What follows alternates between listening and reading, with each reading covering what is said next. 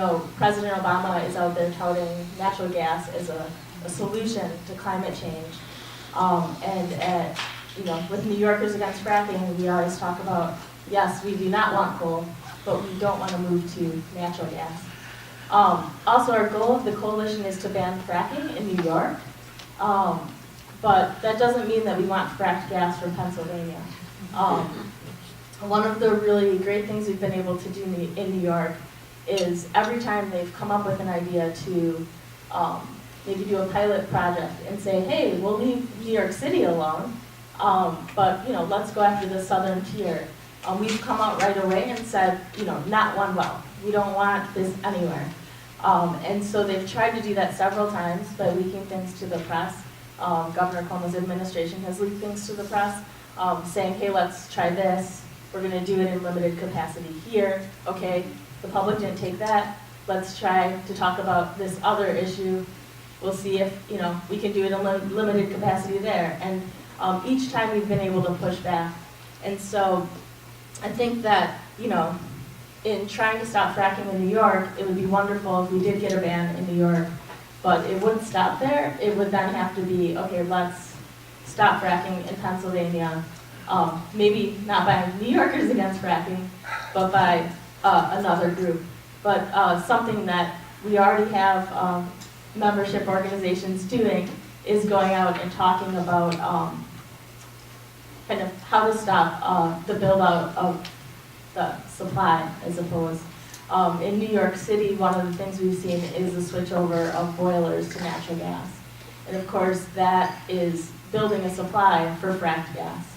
And so, while at New Yorkers Against Fracking, we need to stay on our message and say we want a ban on fracking, and not necessarily pivot to everything that Governor Cuomo throws our way. If he throws a good, you know, sustainable energy plan or an investment in solar energy, we can't just pivot and switch to that. We have to stay focused on our goal, which is a ban. But we also have to stay focused on the big picture, which is also kind of the build out for this fracked gas. So yeah, some of our main obstacles are, like I said before, both elected officials like coming out and touting natural gas as a solution. Also the oil and gas money that's out there. They run great ads. They pivoted many times. I remember 2 years ago when I first started, they were just kind of running ads about natural gas as a solution. And I remember thinking our message was getting out there when I saw an ad and it said, lots of people are talking about fracking. Or not fracking, natural gas.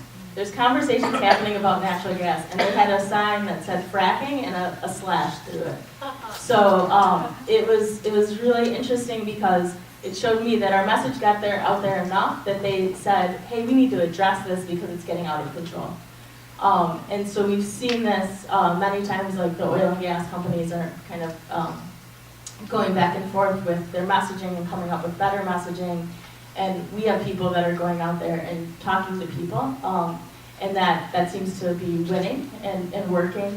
Although I think the big thing is trying to keep that going, because after, 1 year, 2 years, 3, 4, some people 5, some people longer, it gets hard, especially when we have so many issues to work on.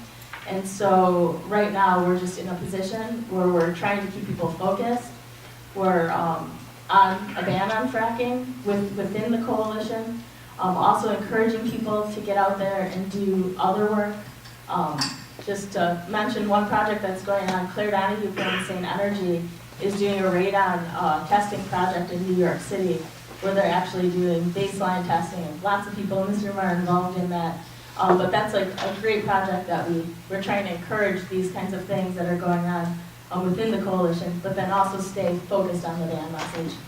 And I'll just close with saying, the strength of New Yorkers Against Fracking, and I think the movement that we've built so far, which the New York Times called like a year ago the biggest grassroots movement in U.S. history, in New York, sorry, is that it's all these people, all these organizations. There was a great panel led by UFA Connect for Action last week on, I think it was the wind turbines. And so you have all these groups that are going out there and really educating individuals. And so what we have is a really well-educated, you know, group of people across the state that can go out and talk about, you know, we need a ban on fracking, and these are the reasons why, and this is what has happened in other states that have allowed it. But they're also able to go out there and talk about the solutions. So I feel confident with all the people in this room that are working on this, and all the people outside of this room that will continue to have a ban on fracking. And you know, we're always trying to get more people involved and also connect with other movements. So I'm really excited to be here. Thank you.